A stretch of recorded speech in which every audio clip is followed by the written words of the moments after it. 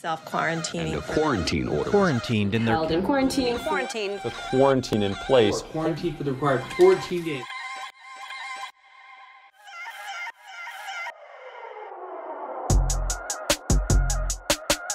Hey, what's up, guys? Welcome to another episode of Quarantine Talks. This is me, JC, and today we got the second half of the two-part interview with Troy.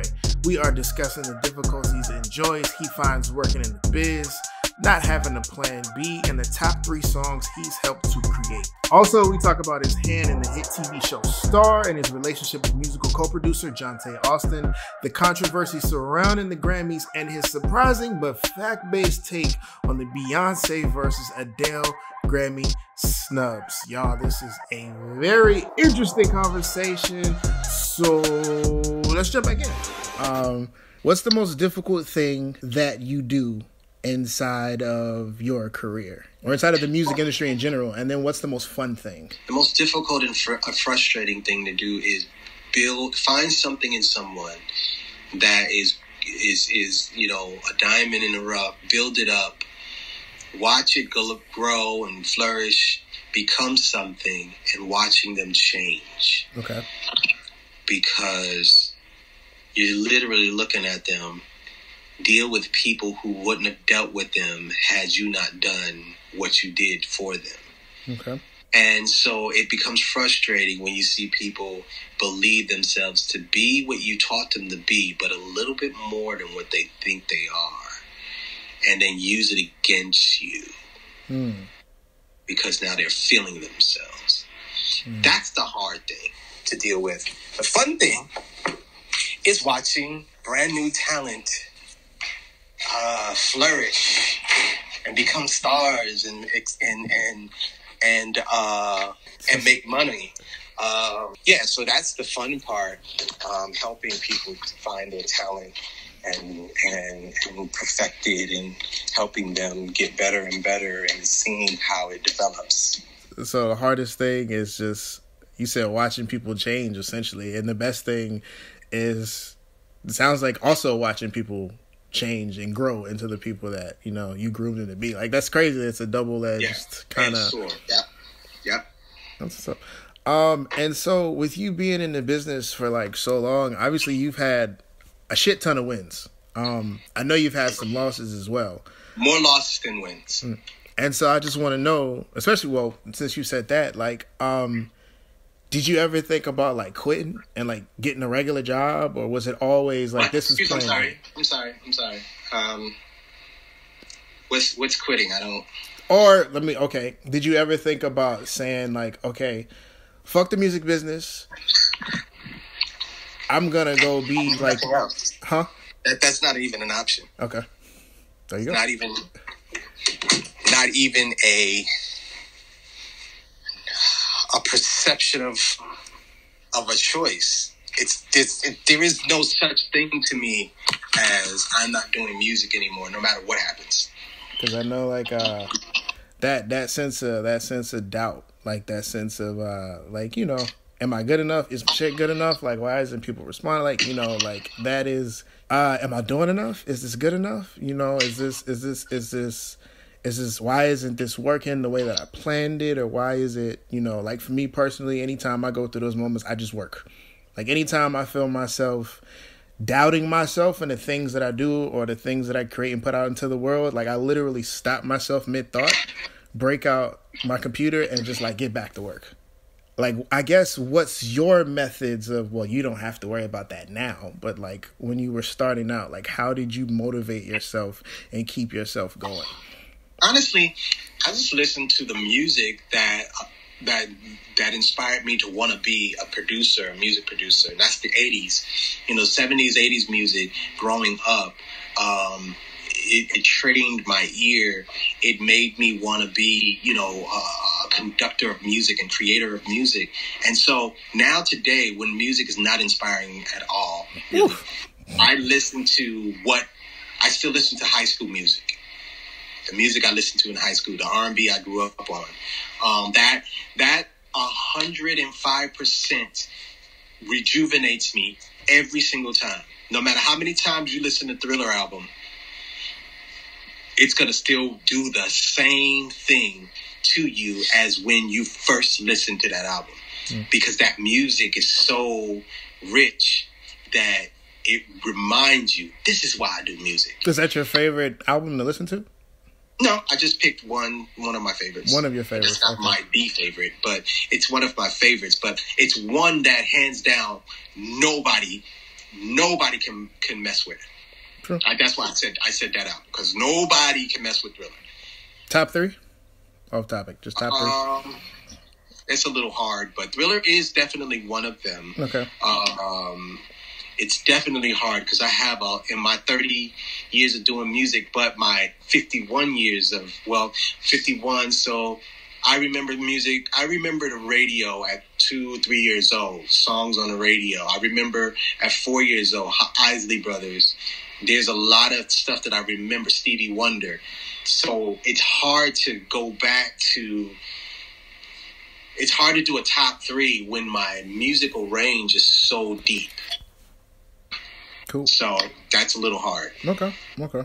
How about this? What's the favorite song that do you have a favorite, or maybe like a top 3 favorite songs that you've ever done? I'm still working on those top favorites. Mm-hmm.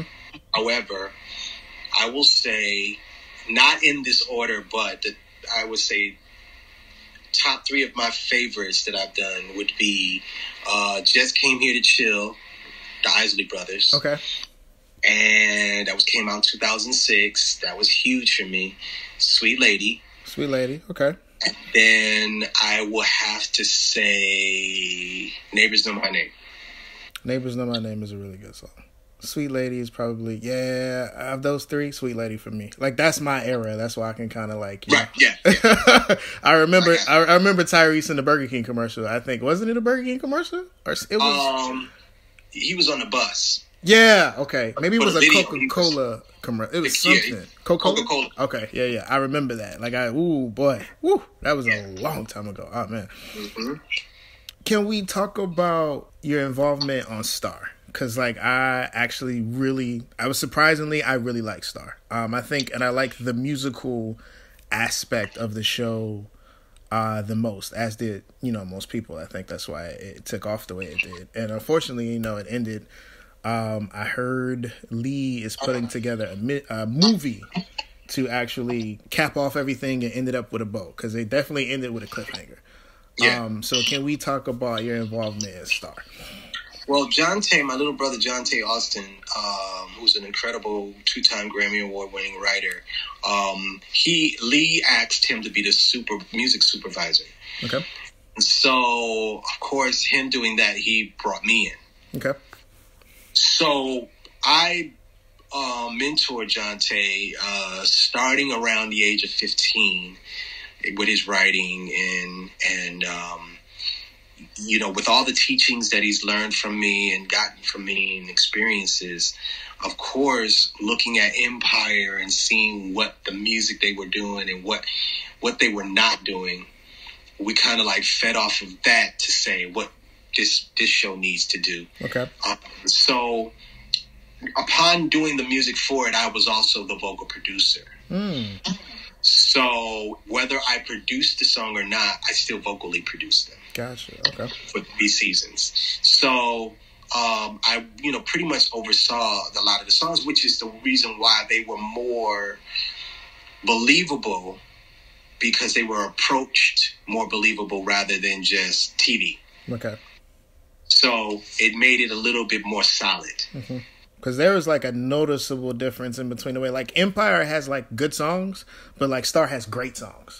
Like, Star has we wanted to make sure that they were more copyrights rather than just scenes. Okay. Can you say whether you guys have started production on the movie or not, or is it just? Johntae hasn't said anything to me about it, so I don't know too much about that. Okay, cool. What are you currently working on? What's your current projects? And go ahead. Trey Songz, 8th album. Also, Anticipation 1 and 2 mixtapes are being brought. We're supposed to come out on the 20th. of March for streaming. Ooh. And then the new single was supposed to come out to 27 a week later. Okay. But because of the corona, they changed everything. So it's still coming out. I just don't know when. But to have Anticipation 1 and 2 in the streaming, officially released, because it was just like back then CDs. Right. If you got hold of it, you know what I mean. There was no downloads or anything back then. Right. So now it's coming out officially. So it's going to be introduced to a whole new audience. Okay. So I'm excited about that. And then did a lot of music on Trey's next project. This brings back our what we love to do, and the sound. Mm-hmm. And then I'm always developing new acts. Devin Culture, another artist, Edward Beck. He's 19, young. He's more urban mainstream R&B. Devin is the Maxwell. He's the new Maxwell. He's the young Maxwell. Okay. I would say. That's how do I say it? Like, that's a big thing. If you call him the next Maxwell, like that's a heavy crown right there. That's a heavy title to wear. So I mean, it was heavy when Trey said he was the next R. Kelly. Okay, he lived up to it, so I'll give him that. And look, we can't even say R. Kelly. I just say him. I just say him. Him over there, yeah. Him over there, yeah. Kels, yeah. That guy in the corner, yeah. That guy. Oh but man, yeah. Like Trey won. R&B music to me now, like the good soulful shit is coming out of London. Like all of the British artists have it. Are you working with any of the British artists? Like because I personally need to. I need to know those projects personally so I can listen. No, actually I'm not. I've spoken to some people from not necessarily Britain, but from overseas. They hands down respect our music way more than God. They hands down respect the feeling, emotion, and everything. And they always have. They always have. We're always ready to be on something new. And we never want to develop and keep the culture going, because once we get bored, we want to move to something else. Right. And the difference between country music and R&B is they still hold on to their culture. When we get bored, we throw it away. And then when someone else, another culture gets it, we get mad because they taking it over, and we want to call them culture vultures. Right. And it's like, well, you didn't do anything with it. Right. So why are you mad at them? They loved it. They picked it up. They took it to another level, and now you're pissed. Right. No, that's our fault. You know what I mean? Country music, they don't do that. They treat, Mick Jagger like sheesh. If Mick Jagger does an album right now, it'll probably be Grammy nominated. But if Smokey Robinson comes and does the same thing, he owed. That's how we are. We don't take our veterans, we don't take our icons, we don't treat them with respect, and we don't honor them. We do it after they die. But we don't do it while they're still here. And meanwhile, Aerosmith, Mick Jagger, all the old heads, they are like royalty. Yeah. They still touring. That's our problem. Ain't nobody going to see Smokey Robinson do his Motown hits. Right. That's messed up. You know what I'm saying? And that's how we are. Right. So yeah. Speaking on that note, is there anybody that you would like to work with that you haven't worked with? I honestly would love to work with Sway Lee. Sway, really? Yeah. I love his creativity. He has a little bit of a voice. With the melodies, I think that if he's guided, he can even be better. Okay, I didn't see that one coming, so that's dope. I really didn't see that one coming. Like I know most people don't. When I say it, they go, "Huh? Nah." He got something there. He just has to be guided.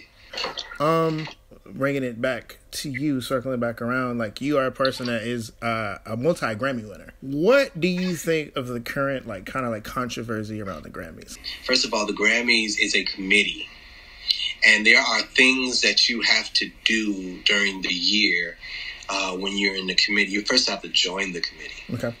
You have to be a part of the committee, pay your dues to the committee, and be a part of the functions that the Grammy puts on and stuff like that, and be very active in the Grammy Association. You have to have campaigns. This is not just who sold how many records and who's popular and how many number ones they have. It's not about that with the Grammys. Mm-hmm. The Grammys is about how you communicate with the Grammys, let them know about your projects, throw events for the Grammy Committee to see and be a part of, and communicate and keep them up on the development of your projects and your artists and stuff like that. So that's why when you see artists win all these Grammys that you've never even heard of, well, they probably had a team that was throughout the year just buttering up the Grammy Committee, keeping them a part of the inviting them to shows and, sending the first single to them so they can hear. It's a lot of campaigning to do throughout the year. So by the time the Grammys come up, they'll remember you. So with that being said, when we take like a situation like back maybe like when Lemonade dropped, and so you have Adele winning over Beyonce. And Adele leaving herself being like, I don't think I should have got this. I think. Okay, first of all, let's be real. Okay. With one song, Lemonade was bigger than Hello. Yeah, exactly. Okay. Okay. Hey. And then the next single that she had after that, I don't know what it was. I don't really remember anything after Hello. Like, there was. I know her album obviously, but like just. But that album, that Hello album, there were other songs on there that was huge. Right. Beyonce had a body of work. She had an album that was about her work, but what songs? And it's a non-rhetorical question. Not to say that I know, but I just asked that question. Did Adele have to get all of them? No. Beyonce could have gotten at least, one of them. And I think that's where it becomes a little bit weird. Like, come on, dude. Like, stop. You cannot keep robbing Beyonce. Right. She could at least get, album of, R&B album or something. I don't know. Right. But when we pound for pound go for memory-wise, what song off Lemonade can you sing real fast like Hello? We know that song backwards. I don't remember too many songs of Lemonade that I can repeat back. So, I'm going to say Hold Up, but that's still not a Hello. Right, still not. So, yeah, okay. I was like, I'm literally trying to rack. We can't expect people to get Grammys based off of them being our favorite. We have to look at the body of work and see if it really actually is critically acclaimed. They do always constantly look over our music that dictates what is supposed to be happening and what is cool. Mm-hmm. They overlook our music, but we still don't do our part. You want people to win. You want your artist to win a Grammy. You want the album.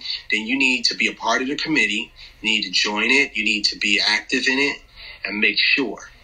They keep complaining, but no one joins the union. The union doesn't shift. It could be with a whole lot of urban new members. So don't complain if you don't want to get in. It's just no different than don't complain about the president if you don't vote. It's the same thing. You know what I mean? So on one half, we get robbed a lot. On the other half, we don't get involved. Have you ever thought about you going up and doing anything with the committee? Are you a part of the committee?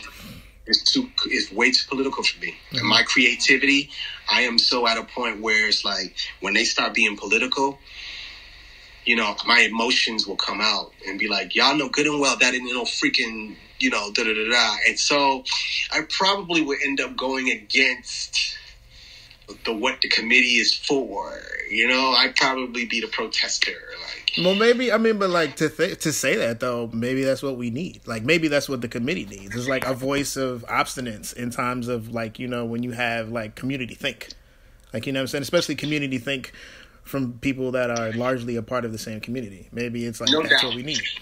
No doubt. And I definitely could be a little bit more active and everything in that. I don't have, there wasn't an album that the Ready album got nominated for a Grammy, but they gave it to Barry White. So it's like, political. You know what I'm saying? Like, I wouldn't have won that regardless because they chose that time to give it to Barry White. Okay. You know what I mean? So, you know, there's certain things you can fight. There's certain things you just be like, yo, what is what it is. I personally would love to. I mean, after explaining it the way you explained it, I personally would love to see you like on the committee, man. Like, I would love it because I mean, like, it's kind of like not only are you seasoned, not only are you a Grammy winner, but that just backs up the fact that hey, you know what the fuck you're talking about. Let me tell you something. It will drain my creativity so much, and I'm not ready for that. That's the reason why I've never taken a job in the music, like an executive, as in a label or whatever, because I don't want to get drained of my natural creativity. You've got to play the game, and I'm too real for the game in the sense of if I go into a label and become an executive, I'm going in with my agenda. Okay. That's not how it works. You go in and fix the agenda that was there before you, and then we'll get to your agenda. And what if most of the talent that was there didn't deserve to be there? But because they spent a whole lot of money on it, they want to try to get their money back. Here you are, Troy, the professional, fix it. But they're whack. There's no fixing. They're whack. You shouldn't have signed them. Mm-hmm. Well, that's why we're paying you money to fix it. No, see, I'm not doing that. So I know that's why a lot of executives, producers who go in as executives don't come out the same. I personally have not heard a reason why you shouldn't be up there. You've only backed up the reason why you should, but I do understand what you're saying about creativity. Yeah. I do get it, like, because man, that messes with your creativity. Yeah. You want to go write a song, but you got to be in this meeting, and it's about an artist that don't even need to be signed. But like, I want you there. Like, I'm listening to you talk, and I'm just like, we need you, man. My thing is this. To continue to build artists and turn them into stars enough to the point where I can do my part by adding on the talent that I, oversee. Kevin Ross, amazing. You know what I mean? Let's go back. Carl Thomas. You know what I mean? I've contributed a lot of dope talent to the music industry over the years. And that's producers and writers, as well as artists. So I'm still doing it. I'm just not being contained in a label. Okay. I think the last question I got for you is normally it's not reserved for the podcast, but since not really a possible way to do a formal interview, it's an interview question I always ask, but are you happy? Yes. That's a good question. Mm-hmm. I am. Even within the pandemic and everything, I am happy with what I've done so far, even though I know I could do more, but we still got to have a little bit more participation and money. It takes money to really be effective. Okay. And that money I'm talking about, I don't have. But that's another type of level of money. However, I'm happy with still being able to entwine with the generation of now, and that they kind of, like, they trust me. They feel respected, even though they don't know exactly where to go. They know that I'm not coming in like bashing them. So I love the fact that I'm happy with the fact that the young kids look, to me to say, you get it, you understand. And so I'm happy with where I am, which is the reason why I started that Mayor of R&B campaign. I'm excited for where it's going. Like I said, the money part of it and the TikTok and all the social media things that have to happen in order for it to happen a certain type of way. Mm-hmm. Just super dumb annoying. Because real talent might not be able to find a way to do something cleverly slick like a TikTok. Yeah. And so now the labels are really looking to the TikTok and, did it go viral and all that crap. So that's a little frustrating for me. But however, I can't say that I'm not having fun trying to find ways around it to still get where I want to go. Mm-hmm. So, yes, overall, I am happy. That's what's up, man. That's what's up. So thank you for talking to me. Oh, wait, quick. Oh, wait. One more thing. So did you get a chance to catch that Johntae versus Neo. I was right next to him. Oh, okay. So I was gonna say like, who was you rooting for? But like, obviously, no. I was right next to him. You ain't see me in the background dancing around, jumping around. I didn't catch it, man. I was Jontae's coach. I put his whole playlist together. I made sure, he did it at my studio. So yeah. Whose idea was that? Johntae had reached out to Neo, okay, and then they reached out to Tim and Swiss. But that was one of the most iconic events for the social media history, IG history for music. It was huge. I was so geeked. I was so excited because people knew the music, but they didn't never really know that Johntae was behind it. Right. A lot of people thought, oh, Neo's gonna kill him. Who's Johntae? What songs he? What? Oh! I didn't know he did. I didn't know he did. I didn't know he did it. So it was just like we knew that was gonna happen. But just for R&B's sake, for music's sake. Sheesh, that was huge, man. That was really, really huge. So I was very excited. I was right there. Like, yep. That was a good idea. So I'm sorry I missed it. Like I heard about it later, and I was like, damn, what happened? You missed it. You definitely missed it. 40 records were played. 20 each. Crazy. So yeah, that was big. And Tidal immediately did the playlist. They put it out on the playlist. It was very smart. That's what's up. Yeah. That's one of the things I liked about the idea of being a writer was because I'm not like a super people person. So like you could be like Johntae Austin. You have written all of these things. You are financially stable. You got credits and plaques and resume to build. And you could walk into Target and nobody know who the hell you are. Oh my God, sign me up. You know what I'm saying? That's the reason why I decided not to be an artist. Right. Because I can do all of that. That is still. Oof. Every now and again I get a aren't you? Yeah. But not. It's still at a respect level. Yo, right. Man, thank you, man. Yo, that Ready album, man, that's crazy. You know what I mean? So it's a respect level, but it's not a. Can I get your autograph? Can I take a picture with you?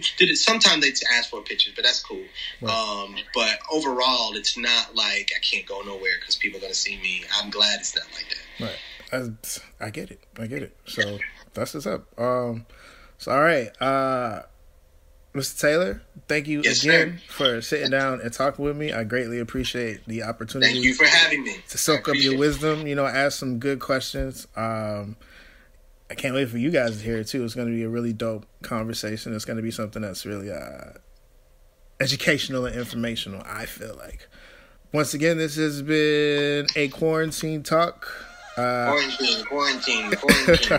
I'm JC. That was Troy Taylor, the legend, and we're out.